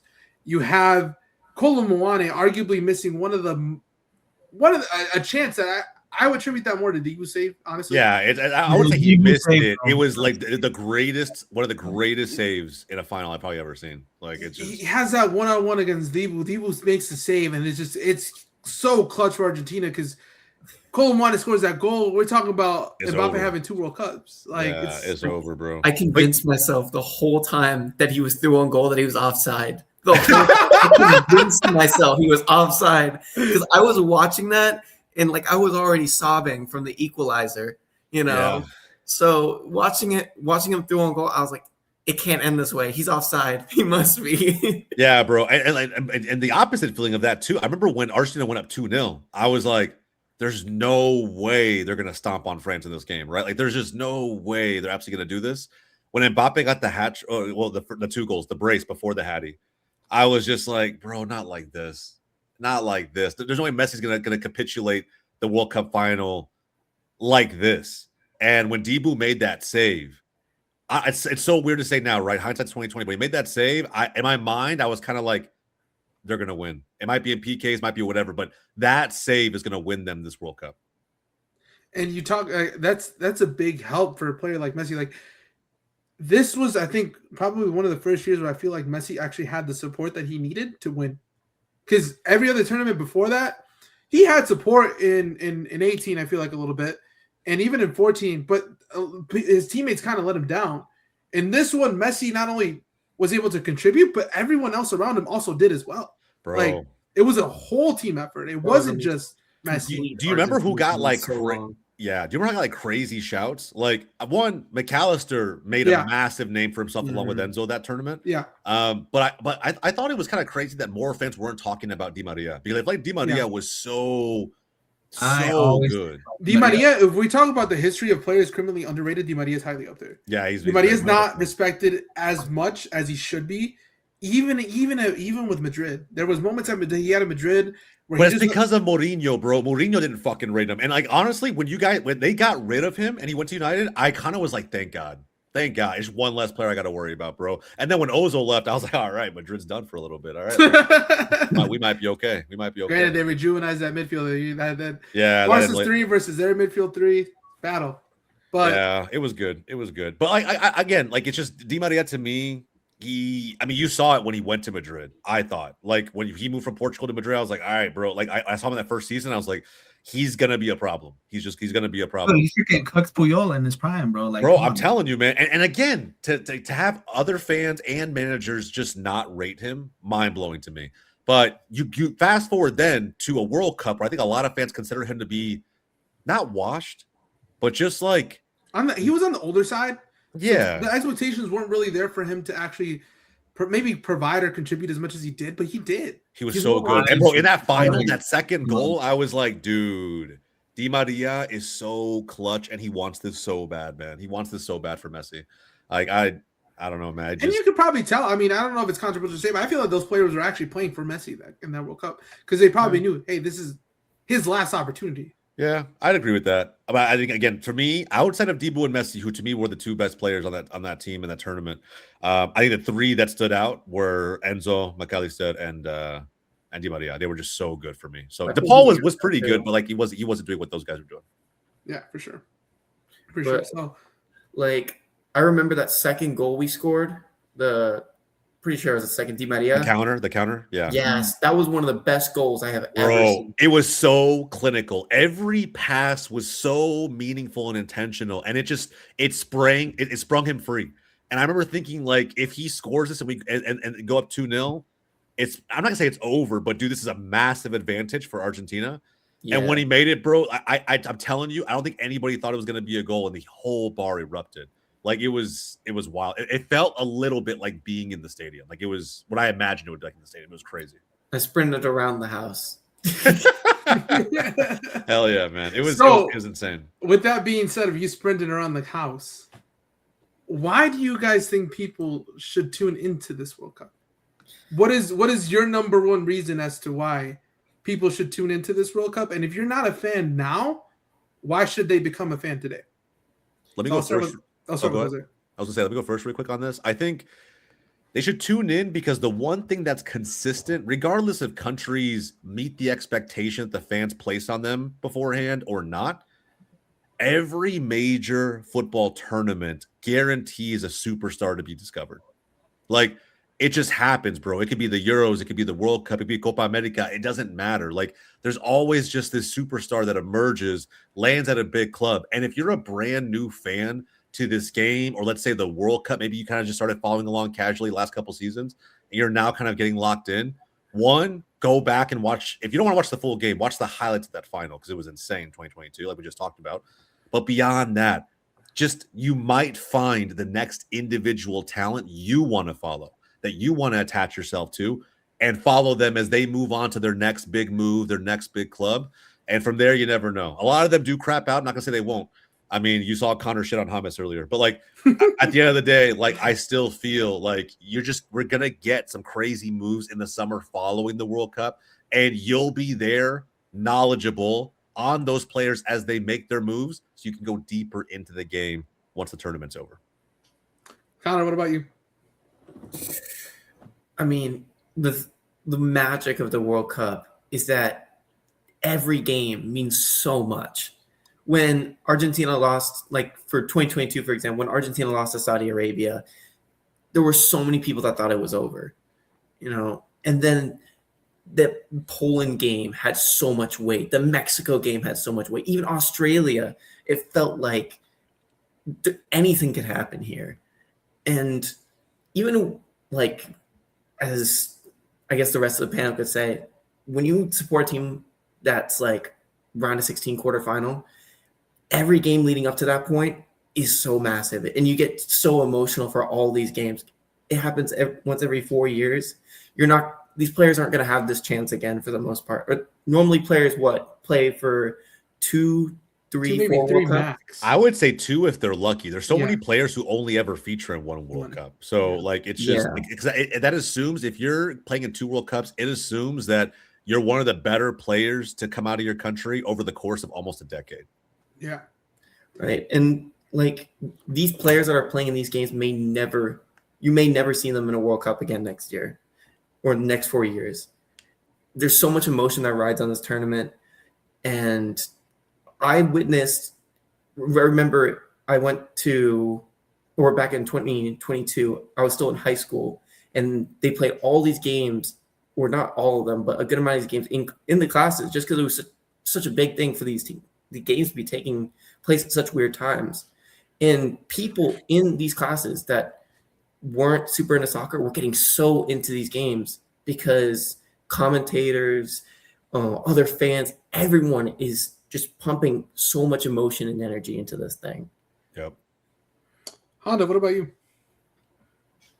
My thing is 2 words: new age. This is a new age of football at this point because literally it's a new format. There's new teams. There's new potential for everything as far as footy goes. There's 4 new teams, right? And these teams might have not been able to qualify for the World Cup if it weren't for this format. Yeah, I agree. Something else I'll point out to that, by the way. 48 teams means more goals. If you're a casual fan, bro, there's going to be a ton of goals. Keep in mind, 2022, the last World Cup did set the record for the most goals scored in a FIFA World Cup. It was like over 170 goals, right? So and only 2 of those were own goals. So like no BS goals mixed in there. Like it's legitimately goals all the way around. And if you have a 48 team tournament, like Honda said, new opportunities, fresh blood in the tournament, and there's going to be more goals. Yeah, for sure. And I think for me, one of the reasons why people should tune in, I think truthfully, because it's something, one, what else are you going to do in the summer? Like, let's be honest. Baseball, bro. You're going to watch baseball, bro? You're going to sit there and watch a pitch clock. Come on. No, but truthfully, I think if you ever were curious about the game, if you ever were interested to know what it's about, the World Cup is probably your best introduction that you're ever going to get into watching a tournament. That, and on top of that, being on home soil if you're in the U.S.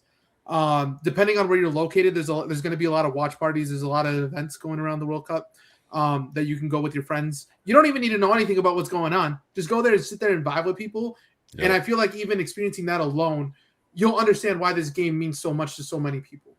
I think there's a lot of importance that, us Americans don't really give to the beautiful game, just because it's something so niche and not understood enough, that I feel like people don't really take the opportunity to get into it.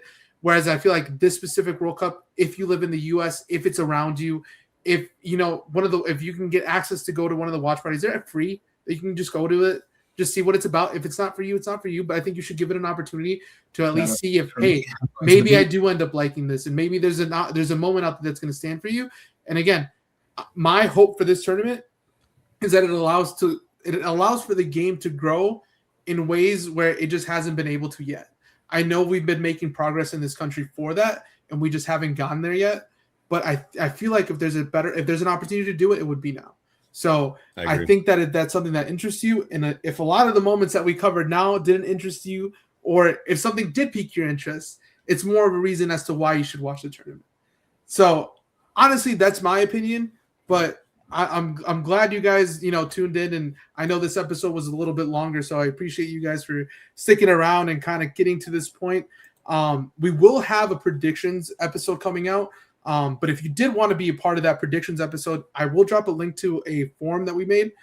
Just trying to get a grasp of your predictions of what's going to happen in this World Cup.